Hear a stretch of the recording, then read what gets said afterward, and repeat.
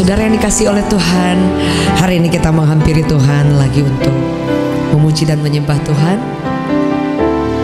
Biar damai sejahtera daripada Tuhan itu boleh menyertai setiap kita. Puji Tuhan.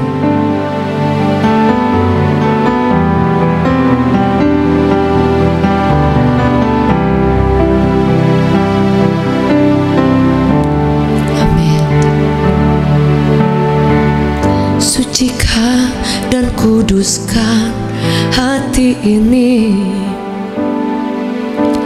untuk layak menghadap hadirat-Mu.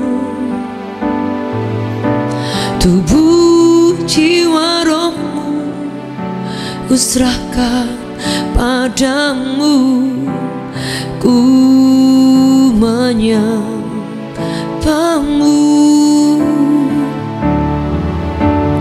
Sucikan dan kuduskan hati ini untuk layak menghadap hadirat-Mu.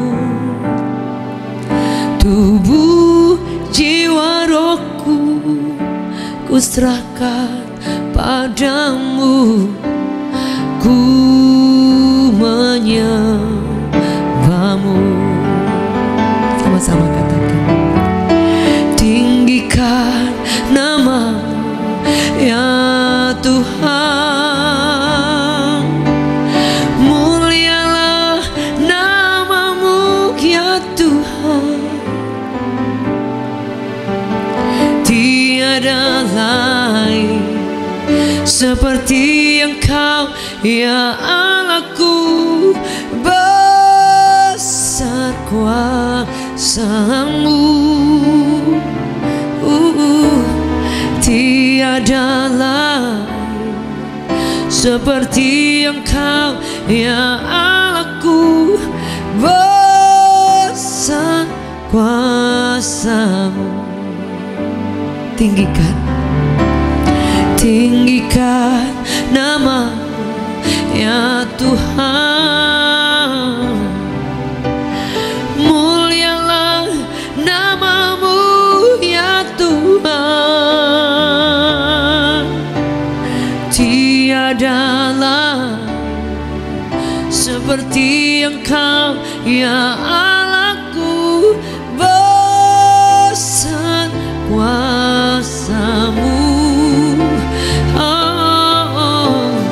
Tiada lain seperti Engkau ya Allahku, besar kuasa-Mu.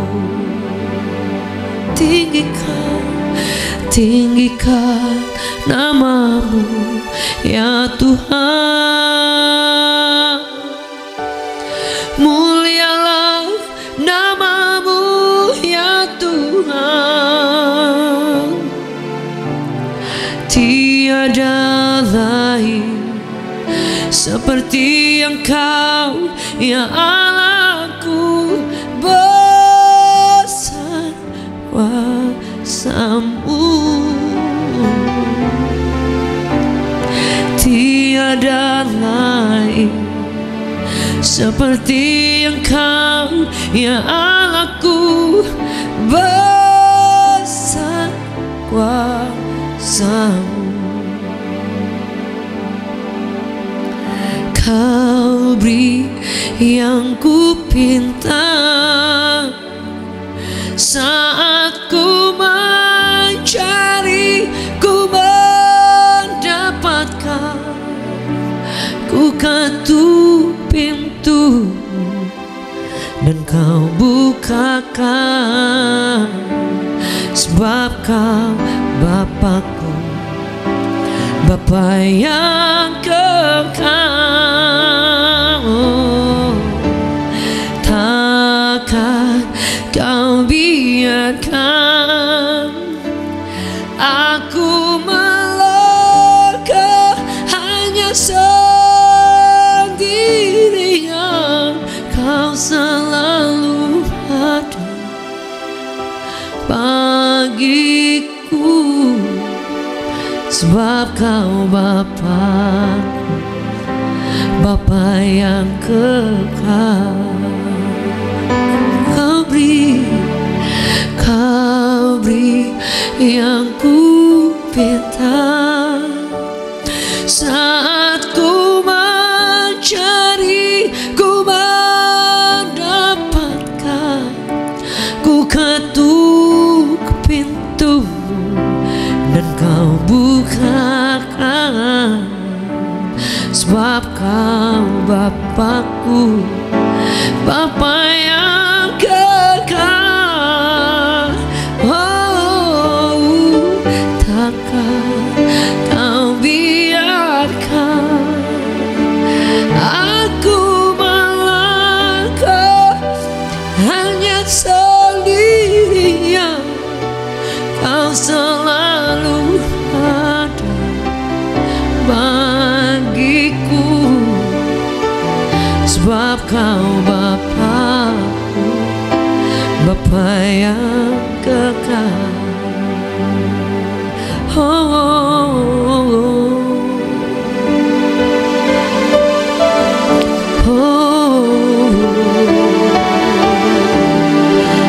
Bapakku, Bapakku yang sungguh baik. Terima kasih Yesus, terima kasih Tuhan.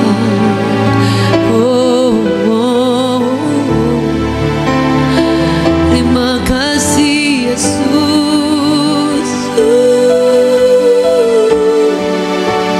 Terima kasih Yesus. Terima kasih Yesus. Oh yeah. Oh.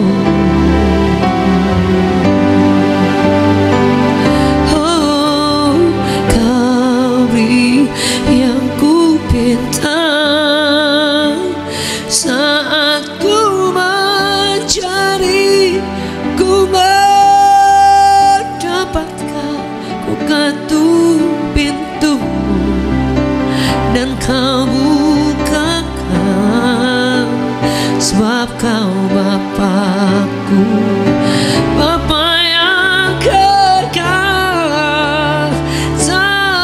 Takkan kau biarkan aku melangkah hanya sendirian. Kau selalu ada bagiku. Sebab kau Bapakku, Bapa yang kekal. Kau selalu ada bagiku. Sebab kau Bapakku, Bapa yang kekal. Yesus, kau selalu ada dalam hidupku. Sebab kau Bapakku, Bapa yang kekal. Oh, Bapa yang kekal. Terima kasih Yesus.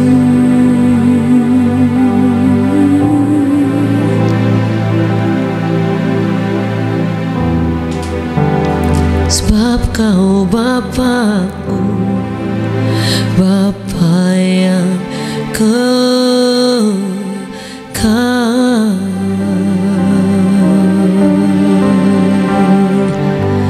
Haleluya.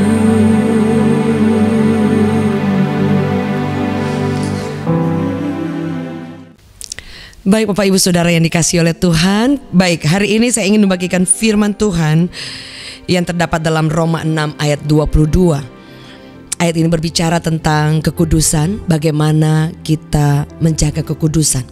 Ini hal yang sangat tidak mudah karena manusia itu terdiri dari berbagai, orang bilang tuh manusia itu lemah, iya kan? Manusia itu ya, kalau Tuhan itu Maha Kudus, tapi kita ini adalah penuh dengan kekurangan, penuh dengan keterbatasan, penuh dengan daging ini yang banyak kali berkuasa atas hidup kita. Tapi firman Allah berkata, kuduslah kamu sebab aku kudus. Sebab itu adalah satu perintah yang memang harus kita lakukan. Nah, secara kekuatan kita mungkin terbatas, tapi kita percaya bahwa kita tidak pernah bisa melakukan suatu kebenaran firman Allah atau kehendak Allah atau menjaga kekudusan dengan kekuatan kita. Pasti ada kekuatan pribadi yang lain yang memampukan setiap kita. Setuju, boleh katakan amin. Saya bacakan firman Tuhan dalam Roma 6 ayat 22. Tetapi sekarang setelah kamu dimerdekakan dari dosa dan setelah kamu menjadi hamba Allah. Jadi yang pertama, bagaimana supaya kita bisa hidup di dalam kekudusan? Pastikan kita dimerdekakan oleh Tuhan. Kalau kita masih terikat, kalau kita masih hidup di dalam dosa, kalau masih ada hal-hal yang memang kita sengaja keep dan tidak lepaskan, masih ada sesuatu yang kita belum bereskan, masih ada urusan-urusan atau hal-hal yang kita tahu itu masih mengotori hati kita. Kita tahu dengan pasti ini hal yang masih mengganjal kayak orang bilang. Artinya masih ada hal yang kita belum dimerdekakan oleh Tuhan. Saudaraku yang kasih, apa salah satu contoh suatu kemerdekaan, yaitu ketika kita lepas dari rasa bersalah, lepas dari tuduhan, lepas dari ikatan yang mengikat kita dan notabene-nya itu dosa, lepas dari suatu ganjelan hal-hal yang gak enak dalam hati kita, ataupun kita merasa seperti dikejar-kejar musuh, ataupun dikejar-kejar rasa bersalah, ataupun ada pikiran-pikiran yang menekan kita luar biasa dan kita tahu ada tuduhan-tuduhan yang membuat kita gak nyaman dan yang lain. Alkitab mencatat kita perlu dimerdekakan. Supaya apa, saudara? Supaya kita tahu bahwa benar-benar Kristus sudah memerdekakan kita. Kita ini bukan lagi hamba dosa, tapi hamba Kristus yang telah dimerdekakan oleh kasih dan anugerahnya, yang ketika dia meregang nyawa di atas Kalvari dan dia berkata, it is finished, sudah selesai. Artinya tidak ada lagi penghukuman bagi anak-anaknya yang percaya kepadanya. Dikatakan, dan setelah kamu menjadi hamba Allah, kamu beroleh buah yang membawa kamu kepada apa? Pengudusan. Jadi ketika kita dimerdekakan, baru kita akan mendapatkan ada kekuatan yang luar biasa. Untuk apa? Untuk hidup. Hidup untuk apa? Hidup memberi buah. Paulus katakan bahwa kalau aku hidup, artinya aku hidup untuk memberi buah. Kalau aku mati, itu berarti aku bersama-sama dengan Kristus. Tapi jika aku hidup, aku harus hidup, dan hidupku itu harus memberi buah. Memberi itu artinya ada satu kata kerja, ada satu bagian kita yang kayak sesuatu yang kita akan hasilkan, dan itu pasti sekali lagi dengan kekuatan Tuhan. Tetapi ada part kita, tindakan kita tidak semata-mata itu karena Tuhan, tapi Tuhan yang ada di dalam kita memberi kita keinginan, memberi kita kerinduan, memberi kita kemampuan, dan kita akan dimampukan untuk hidup di dalam kekudusan. Karena dia katakan kamu beroleh buah. Jadi saudara, apa yang membuat kita boleh hidup dalam kekudusan? Yaitu ketika kita mulai meminta Tuhan supaya aku berbuah. Saudara, firman Allah berkata bahwa buah-buah roh itu nyata. Dan bahkan firman Allah ini yang ketika kita lakukan, artinya kita sedang berbuah. Karena apa? Melakukan kehendak Allah. Tidak ada pilihan lain. Karena firman yang kita dengar, firman yang kita pelajari, itu bukan hanya kita pelajari. Kalau kita hanya pelajari, itu sebatas pengetahuan. Biasa pengetahuan kita akan nyerang sana, nyerang sini, lebih cuma buat numpang lewat aja. Tapi kalau itu menjadi sesuatu yang buat kita, saudara, firman itu memang buat kita, dan itu seperti membuat kita bisa berbuah seperti pohon yang diberikan nutrisi, disiram, dipupuk, menghasilkan buah. Saudara, sama hidup kita ini firman yang kemudian mengubahkan kita, dan kita pun meresponi sehingga ada upaya bagian kita juga. Jadi tidak selalu Tuhan. Kita selalu berkata, aduh Tuhan, kenapa ya aku begini, aku kok down, aku kok lemes, aku kok mati rohani, aku kok ngalamin rasanya gimana ya, kayak gak semangat, gak bergairah. Saudara, itu bukan dari pihak Tuhan. Kemungkinan kita sendiri yang tidak menginginkan, tidak berusaha, tidak mengambil keputusan, atau mungkin kita juga sedang ada di dalam ikatan-ikatan, belum dimerdekakan. Sehingga dikatakan bahwa apa? Yang membawa kita kepada pengudusan, yaitu buah. saudara. Hasilkanlah buah sesuai dengan pertobatan. Jadi kalau kita bertobat seharusnya ada buah dong, gitu kan. Contohnya saudara, kalau dulu kita ya pokoknya ada hal-hal yang memang mengikat kita dan kita tahu itu, dan di situ terus bertahun-tahun, ya kan, nggak ada perubahan, nggak ada satu langkah lagi lebih maju gitulah gitu saudara ya. Artinya kita jalan di tempat, tidak ada sesuatu hal yang membawa kita kepada pengudusan. Sedangkan firman Allah berkata, tidak ada orang yang najis yang akan masuk mengambil bagian dalam kerajaan surga. Hanya orang yang mau hidup di dalam kekudusan, hidup dalam kehendak Allah. Firman Allah berkata, kamu beroleh buah yang membawa kamu kepada pengudusan, dan sebagai kesudahannya ialah hidup yang kekal. Jadi dari kehidupan yang dimerdekakan oleh dosa, dan kemudian kita mengambil keputusan untuk apa? Berbuah. Berbuah itu diperlukan satu tenaga, diperlukan satu tekad saudara, diperlukan ada nutrisi juga saudara ya. Artinya bahwa ya memang kita harus memberi hidup untuk rohani kita. Kita bertanggung jawab untuk kehidupan kelangsungan rohani kita. Sehingga ketika kita membangkitkan semangat kita sendiri, dalam firman Allah Daud berkata bahwa pujilah Tuhan hai jiwaku. Jadi dia paksakan jiwanya. Jiwa itu ada kehendak, kemauan, perasaan. Itu bisa ada gak suka, gak enak, lemes, capek, drop, macam-macam. Itu ada di jiwa. Tapi Pak Daud berkata, pujilah Tuhan hai jiwaku. Dia sedang berkata, bangkit engkau. Oh, itu luar biasa. Itu keputusan yang menggoncangkan surga.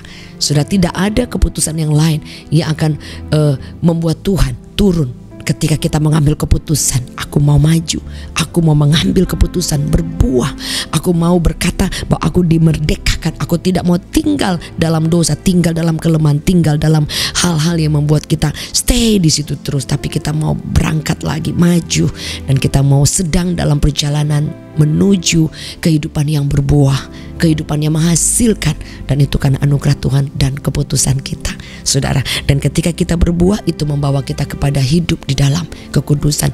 Apa kekudusannya? Itu untuk kita hidup sesuai yang Tuhan mau saudara. Artinya kalau ada sesuatu yang kita tahu ini gak benar, hati kita kecil kita bisa bicara. Saya percaya sekali kita punya hati nurani yang Tuhan bisa bicara saudara, bahwa oh ini ada hal-hal yang membawa kamu ke dalam dosa, membawa kamu tidak dalam kekudusan ya saudara ya. Artinya bahwa ada hal-hal, bahkan ada apa yang harus kita lakukan saudara. Jadi ketika kehidupan kita berbuah, itu artinya kita sedang hidup mengaplikasikan firman Allah. Tapi ketika yang kita mungkin ikuti tidak 100%, dia katakan Injil itu ada sepenuhnya, seutuhnya. Tapi ada Injil, berarti Paulus bilang berarti ada Injil yang tidak utuh ya saudara ya. Roma 16 ayat 17. Tetapi aku menasihatkan kamu, dia katakan saudara-saudara, supaya apa? Kamu waspada terhadap mereka yang bertentangan dengan pengajaran yang telah kamu terima, menimbulkan perpecahan, godaan. Sebab itu hindari mereka. Bukan hindari orangnya, tapi pengajaran-pengajaran yang tidak sesuai dengan firman Allah. Saudara lihat kan pada saat-saat ini, aduh, pengajaran semuanya di media sosial itu bermacam-macam. Saudara, ada yang bilang corona ini 666, ada yang bilang vaksin juga antikris, oh berbagai macam saudara. Ada yang bilang oh di sana sudah mulai ada nabi-nabi yang sudah berkumpul, dan kemudian sudah ada pernyataan-pernyataan yang kemudian Yesus akan datang. Saudara lihat banyak kali kan, tahun sekian, bulan sekian saudara, yang kemudian membuat orang kebingungan ya kan. Bahkan lahir berbagai macam sekte di mana-mana saudara. Ada banyak sekali sekarang di media sosial, saya perhatikan dengan jelas saudara, bahwa ada pengajaran-pengajaran yang udah kelihatan banget itu seperti satu aliran-aliran yang memang tidak sesuai dengan firman Allah. Cuma kan orang kan memang ya, kalau dia nggak ngerti firman dan dia tidak ingin bertumbuh dalam Tuhan, mengenal Tuhan lebih lagi. Firman Allah berkata bahwa umatku binasa. Dikatakan kalau tidak ada visi, tidak ada tuntunan, arahan dari surga, firman Allah akan menuntun kita. Kita akan menjadi tersesat, kita akan menjadi liar saudara. Jadi saya melihat media sosial banyak hal yang luar biasa, tapi banyak hal juga yang ketika corona ini muncul berbagai fenomena-fenomena yang luar biasa, saudara ya. Tapi firman Allah berkata bahwa orang yang tahu akan kebenaran firman Allah, dia akan tinggal tetap karena dia tahu. Dia akan tetap terus dalam pengajaran-pengajaran yang diajarkan.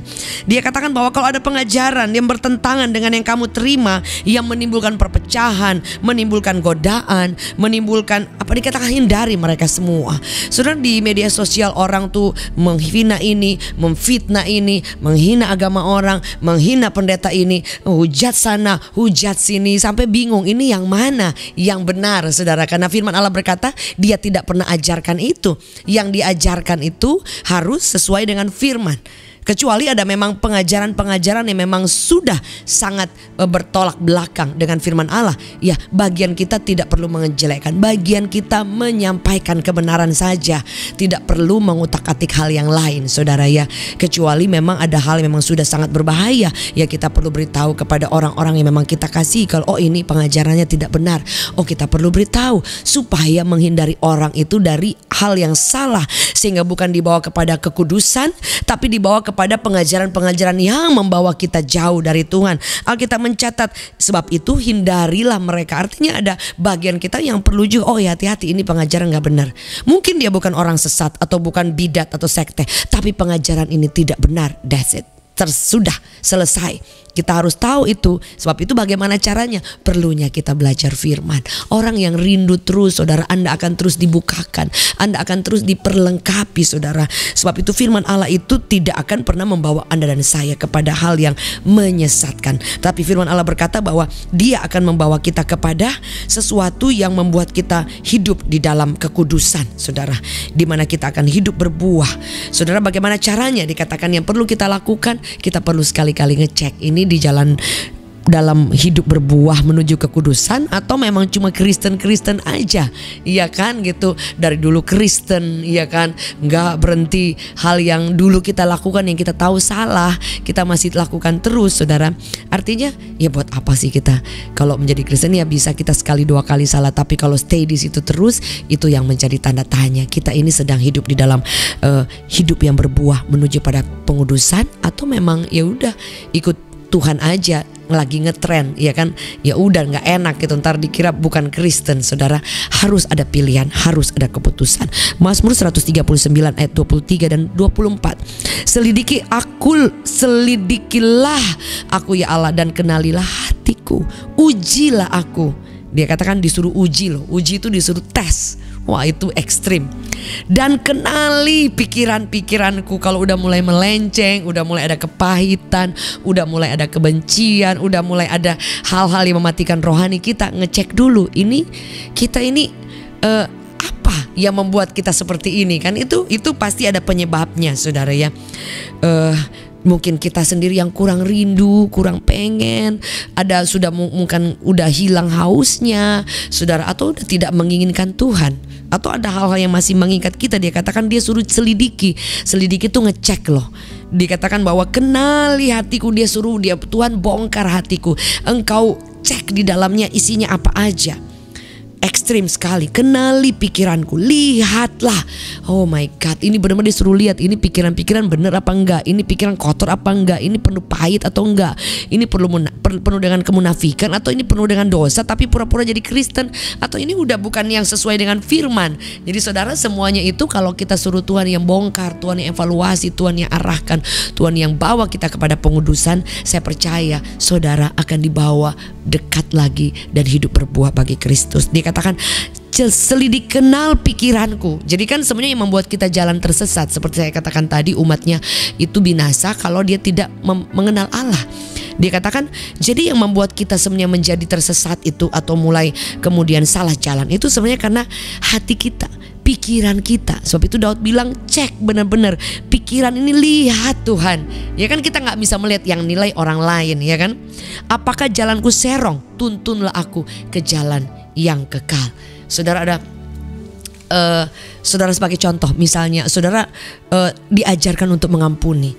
Saudara ketemu dengan orang yang tahu saudara jelekin di luar, tahu tahu ini orang ada hal yang menyakitkan Anda, nggak tahu lewat bisnis, lewat urusan keluarga, lewat urusan pertemanan, dalam hal apapun pernah diizinkan.